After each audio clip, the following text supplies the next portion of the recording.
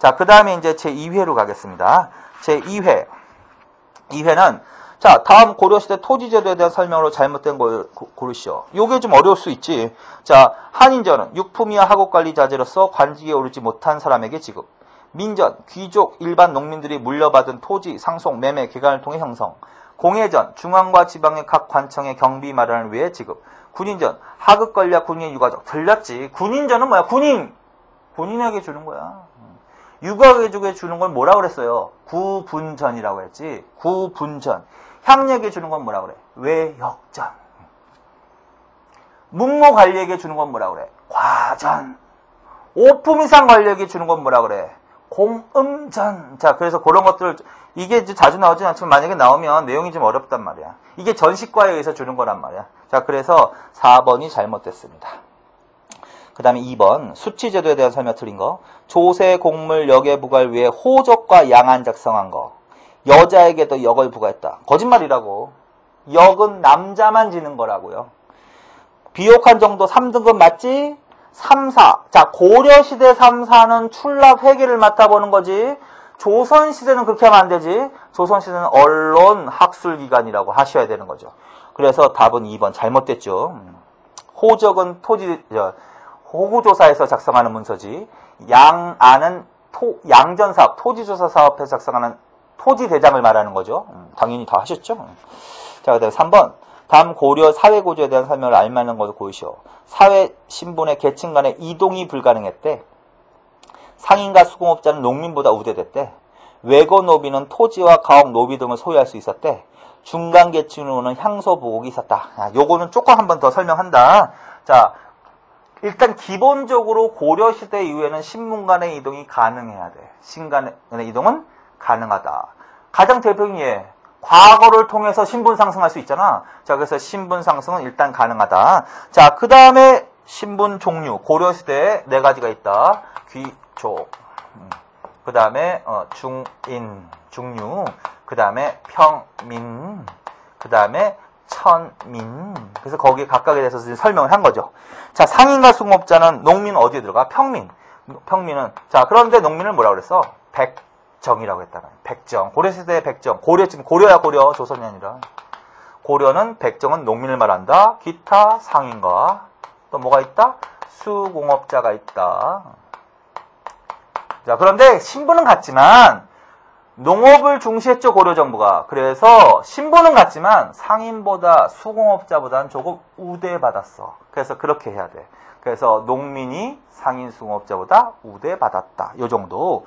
자, 그 다음에 또 뭐가 나온다? 중간계층. 여기서 중간계층은 뭘까? 얘네들을 말하는 거야. 중간계층은 얘네들을 말하는 거야. 얘네들이 아니라. 그래서 향소부곡은 여기에 속해야지. 향부곡 소외주민, 차별 대우받는 주민들 있죠. 얘네들은 여기에 속해야지 여기에 속하면 안 돼. 여기서 중간계층은 중간 지배계급 말하는 거야. 얘네들은 서리, 향리, 남반, 군반 이런 애들을 말한단 말이야. 그래서 그거 그 정리. 자, 그 다음에 이제 노비가 나오는데, 자, 천민에는 대다수가 이제 노비라. 노비의 종류가 크게 이제 산업이 중에서 개인에게 소속되어 있는 산업이거든. 산업이로서 이제 2가지가 있다고 그랬죠. 공노비하고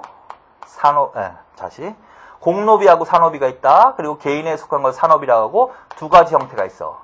솔거노비하고 외거노비. 이제 다시 한번 설명한다. 솔거노비는 주인과 함께 생활하는 노비. 그래서 이거는 독립적 생활, 독립생활을 하지 못하는 노비다 라고 표현한다. 그리고 직접 노동력을 제공하는 노비다. 밥하고 빨래하고 이런 애들.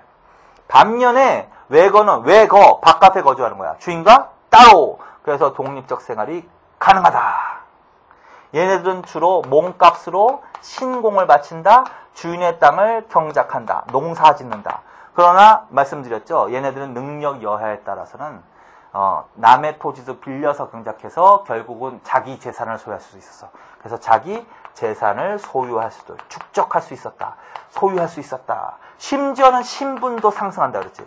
신분 상승. 자, 그래서 외거노비 특히. 외거노비에 대한 설명이야. 그걸 공부하고 하면 외거노비는 토지와 가옥, 노비 등을 소유할 수 있었다. 있었습니다. 자, 그래서 다시 요거는 좀 다시 설명하니까 자, 사회 신분의 계층 간의 이동은 어떻게 해야 돼? 가능해야 돼. 평민은 상인, 수공업자, 농민, 향부곡소민으로 이루어져 있어. 근데 가장 우대받는 애들 농민, 백정. 그 다음에 중간계층은 뭘 말해? 중간지배계급을 말해. 주로 실무 행정직에 종사하는 애들, 서리, 향리, 군반, 남반 등. 그래서 향부곡소민은 여기 들어가면 안 돼. 4번. 고려시대 노비에 대한 설명으로 옳지 않은 거. 천민에 속한다. 매매와 상속의 대상이다. 공납과 요역의 의무를 지녔다. 자, 역의 의무는 누가 지는 거냐면 양인 이상이야. 얘네들이 다 양인 이상이야. 얘네들은 양인이 아니야. 노비는 역의 의무가 없는 계층이야. 노비는 역의 의무가 없다. 쉽게 말하면 세금을 안 낸다. 그래서 역의 의무가 없는 계층이다. 그거 틀렸습니다. 무신정권 때 신분해방운동을 벌였습니다. 맞습니다. 대표적인 난이 만적의 난입니다. 그래서 만적의 난 기억하세요. 만적의 난. 자, 그 다음에 이제 5번으로 갑시다. 신분제도에 관한 내용이 문제가 좀 나왔네.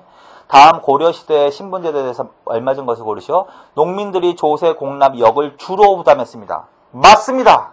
조세, 공납, 역, 세금은 주로 평민층이 주로 내는 거라 그랬지. 그 중에서도 농민이 주로 담당했다. 노비는 역의 의무가 없다.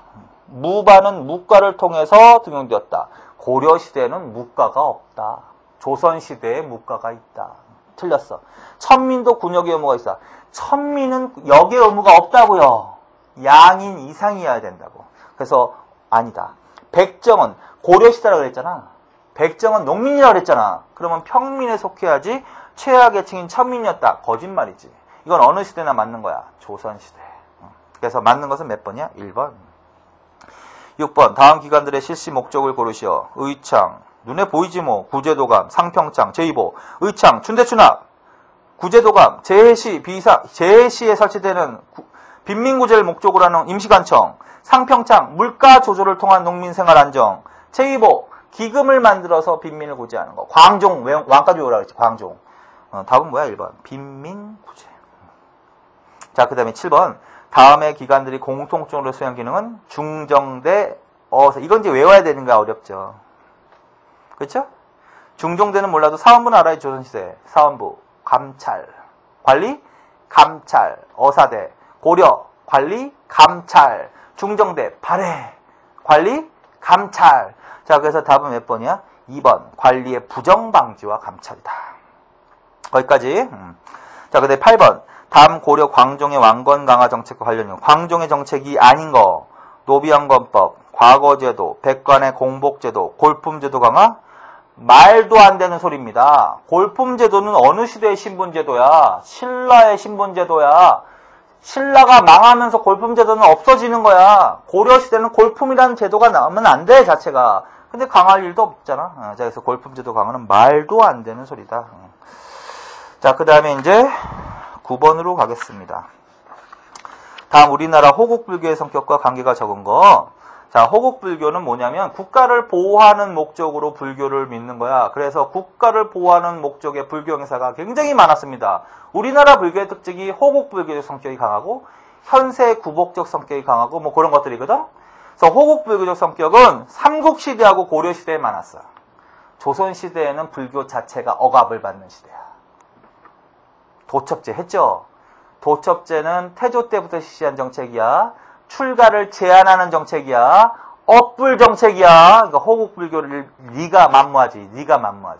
그리고 조선시대에는 호국불교는 거의 나올 리가 없어. 왜? 강력하게 불교가 배척당하는 시대이기 때문에. 그래서 삼국시대 황룡사 고충목탑. 여기 뭐 안 봐도 황룡사 고충목탑, 인왕경, 인왕회 이런 것들. 그 다음에 팔관회 이런 것들.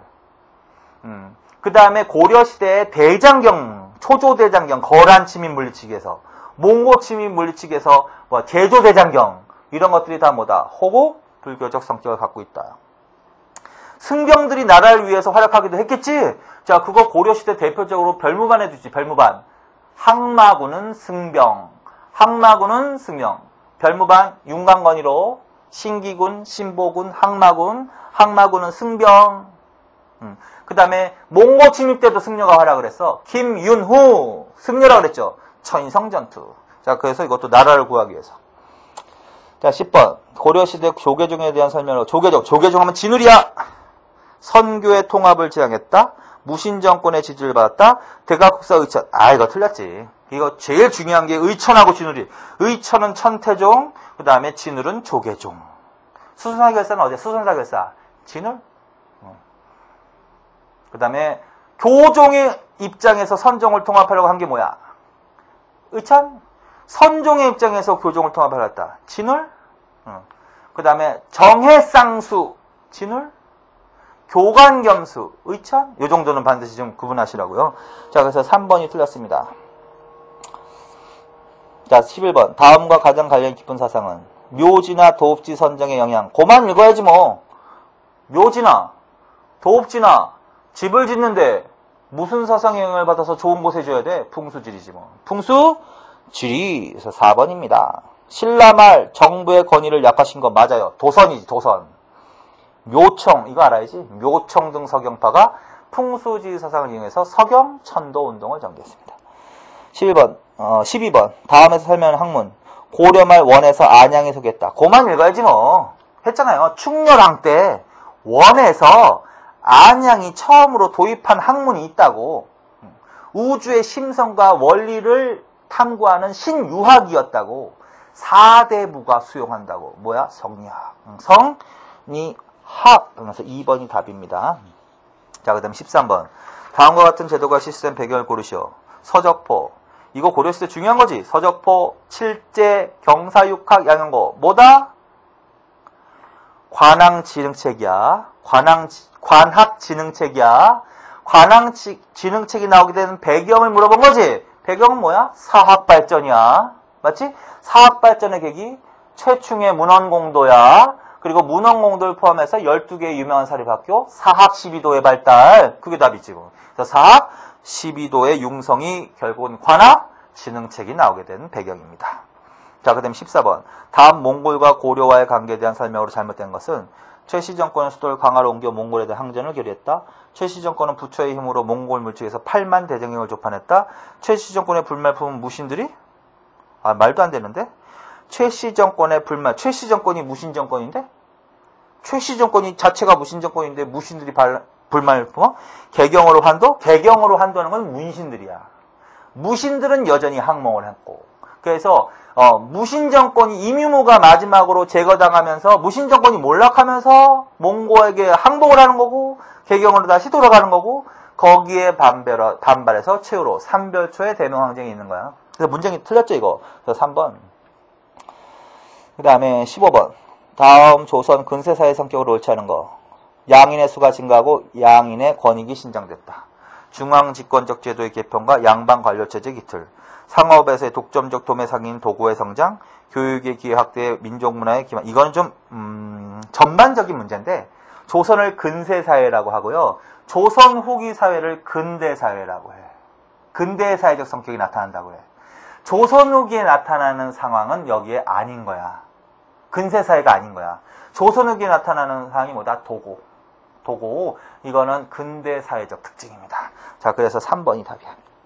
16번. 조광조 기억해야지. 조광조의 개혁정책의 근본 목적을 말하면 붕당정치? 아직 붕당정치 아니야. 훈구 세력의 아니 얘네는 살인이야. 중앙집권 얘네들은 향촌자치를 추구하는 애들이야. 왕도정치지. 자, 그래서 조광조를 비롯한 살인들은 무슨 정치를 추구하냐면 의리와 도덕의 바탕을 둔 왕도정치를 추구합니다. 반면에 훈구세력, 전기의 훈구세력은 중앙집권과 부국 강병을 패도 정치를 추구합니다. 이런 식으로 좀 비교하시면 돼요. 그래서 16번에 3번. 그 다음에 17번. 다음과 같은 제도를 통해 알 수 있는 사실을 고르시오. 교통과 통신, 운수 조직의 정비. 교통통신수단 정비. 가장 대표적인 게 그런 것으로는 이런 게 있는 거야. 역원제, 역참제 이래도 되고. 그 다음에 봉수제도. 이런 것들이 바로 교통통신수단이지. 좋은 제도 이런 것들. 파발 제도 이런 것들. 파발. 이게 교통통신수단입니다. 모든 군현의 지방관을 파견했다. 이거 조선시대. 모든 군현의 지방관, 수령을 파견했어. 목민관을. 호패법. 주민등록증이라고 그랬지. 차고 다니게 했어. 함부로 돌아다니지 못하도록. 경제소 뭐라 그랬어요? 중앙에 설치되어서 유향소를 통제하겠지. 자, 뭘까? 중앙집권이지. 중앙집권체제의 확립. 자, 그 다음에 18번. 다음 조선시대 감사원과 비슷한 기능을 담당했던 정치. 감사원. 지금 오늘 감사원이 뭐 하는 거예요? 부정, 비리, 감시하는 거 아니야? 감찰이지 뭐. 그럼 뭐야? 사헌부지 뭐. 사헌부. 관리, 감찰, 사헌부. 의금부는 뭐 하는 거예요? 의금부는. 사법권. 왕 소속 사법권 행사. 승정원은 뭐 하는 거야? 왕 소속 왕명 출납. 홍문관은 뭐 하는 거야? 학문 연구. 학문 연구. 자, 19번. 다음의 제도들이 갖고 있는 공통점을 보시오. 상소는 양반 사대부들이 자신의 의견을 표현하는 제도야. 상소. 다음에 신문고는 백성들이 억울한 일이 있으면 왕에게 직접 호소하게 하는 제도야. 그래서 결국은 뭐다? 여론이다. 여론정치다. 여론을. 그래서 조선시대 왕들은 양반과 그 다음에 백성들의 여론을 수렴하면서 정치를 했다. 그런 의미가 있는 거예요. 자, 그래서 1번.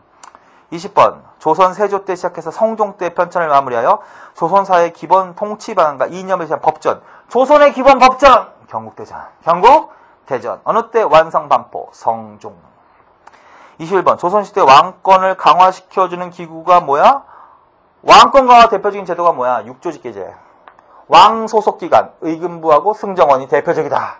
그래서 답은 몇 번입니다. 4번. 승정원과 의금부. 그 다음에 22번. 다음 조선 전기의 군사제도에 대한 설명 잘못된 것을 군사제도. 5위는 중앙군이다. 5위. 전기는 5위지. 소고군. 틀렸지. 소고군은 후기지, 후기. 전기는 진관체제가 나와요. 진관체제. 16세기는 제승망략체제. 그 다음에 후기는 소고군. 전기의 중앙군은 5위. 후기의 중앙군은 뭐가 나와야 돼, 그럼? 오군영. 잡세군 있지, 전기. 잡세군. 예비군적 성격이다. 노비가 포함되어 있다. 그 다음에 16세 이상 60세 이하의 양인 장정 남자는 군역의 의무가 있다. 맞지? 이거 양인계병제 원칙. 23번. 다음 국가 재정 기반과 신진사대의 경제적 기반을 확보하기 위해 고려 말에 개혁한 토지제도를 고르시오. 과전법이지 뭐. 고려 말에 사대부가 주도해서 과전법을 공포하고 그 다음에 조선을 건국한 거거든. 그리고 그 과전법이 조선의 토지제도가 되는 거거든. 그래서 과전법입니다. 24번. 조선 세조 때 관료에게 줄 토지가 부족하여 현직 관리에게만 수조권을 지급한 토지를 뭐라 그런다? 직전법. 그래서 과전법이 뭘로 간다? 세조 때 직전법으로 간다. 내용은 현직 관료에게만. 성종 때는 뭘로 간다? 관수 관급제. 국가가 직접 걷어서 관리에게 나눠준다. 그 다음에 명종 때는 뭘로 간다? 직전제 폐지. 뭐만 지급한다? 녹복만 지급. 25번. 조선시대 농민들을 효과적으로 통제하여 농토로부터 이탈을 막으려 했던 국가 차원의 정책을 고르시오. 뭘까? 호패법과 오가작동법. 호패법은 이제 주민등록증이니까 그걸 검사를 강화하면 함부로 움직이지 못해. 오가작동법은 5개의 집을 하나로 묶어서 통으로 부른다 그랬지? 그리고 연대 책임한다 그랬잖아. 그래서 한 사람이 세금 안 내고 도망간다? 그러면 나머지 사람이 대신 내야 돼. 그러려면 감시해야지. 그래서 함부로 못 도망가게. 자, 그래서 기업과 니은이다. 향약하고 유양소는요, 살인들과 관련이 있어. 살인들. 그 다음에 향촌 자치와 관련이 있어. 상촌 자치. 그리고 특히 향약은 16세기 조광조가 처음 보급하는 거야. 조광조가 처음 보급하는 거야. 그리고 유교 이념 보급과도 관련이 있어. 그런 식으로 크게 이해하시면 된다. 자, 거기까지. 자, 요번 시간에 이제 2회까지, 여기까지만 풀겠습니다. 수고하셨습니다.